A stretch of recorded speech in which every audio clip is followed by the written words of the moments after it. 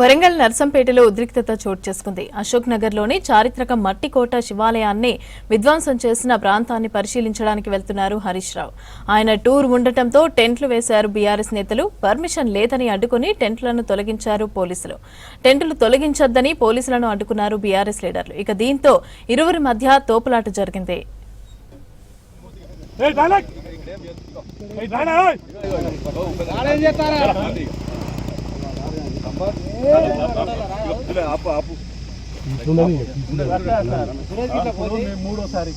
మూడోసారి మేము వేసుకుంటున్నాం. మీరు చెప్పండి, మీరు చెప్పినట్టు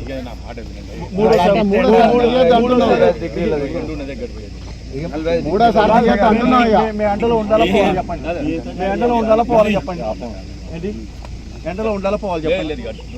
వేసుకుంటా మీరు ఆదేశం